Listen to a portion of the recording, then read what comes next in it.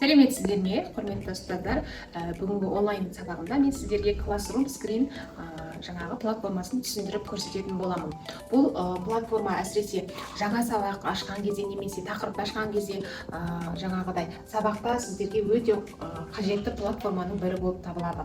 Ол үшін Google-ға жазамыз, Classroom Screen деп жазамыз. Орысша жазсаңыздар да болады, негізі ағылшынша жазғанда жаңағы тез таба аласыздар. Мынау белгішесі жасылмен көрсетіп тұрған. Осыны бір басамыз.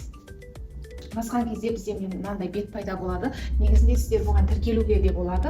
Google аккаунттарыңыз арқылы, ал тіркелмеген жаңағы жұмысты өздеріңіз қалағандай жасай беруге болады. Бұл үшін мына батырмаға басамыз.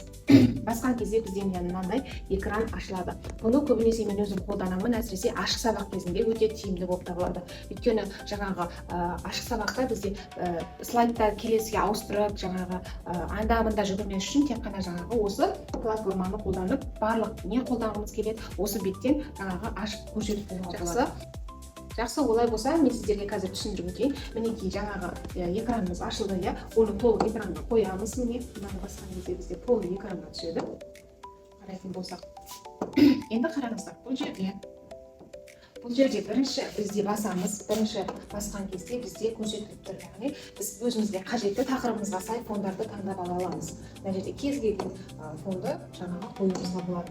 Ал интернеттен алам дейтін болсаңыздар, мына жерге іздейсіздер, жаңағы өзіңіздің пәніңізге байланысты болсын, фондты таңдап аласыздар. Келесі екінші біз мында басамыз, көбінде сабаққа қолданған кезде оқушылардың жаңағы сабақ соңында қойып кетуге болады, немесе әр тапсырмадан кейін айтып отырса, оқушылардың көңіл күйін бағаласаңыздар болады. Сен осындай жаңағы нәтиже жеткіздің, жарайсың, келесі сен екінші тапсырманы орындай алмағандықтан осындай смайлик деген сияқты, осы смайлик арқылы бағалау. Үшінші бізде көрсетілетін жаңағы топтық әдістер арқылы бағалап отырсаңыздар болады. Мына жерде тоже интернеттен жаңағы тақырыпқа байланысты дәйек сөздерді шығарып қоюға болады, және мына жерде қарасаңыздар суреттер қойып қоюға болады, тақырыбымызға байланысты.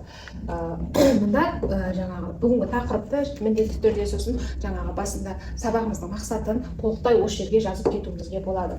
Мынау өте жаңағы тиімді, бұл светофор әдісі, бұны сабақ соңында қолдансаңыздар болады, немесе топтық жұмыста қолданып кетуге болады. Мысалы, бірінші топ сіздер өте жақсы, немесе кішкене толықтыру керек, екінші топ сіздерге жасыл деген белгіні қоям деп топпен бөлгенде, немесе жеке-жеке оқушыны бағалаған кезде өте жақсы платформа болып табылады.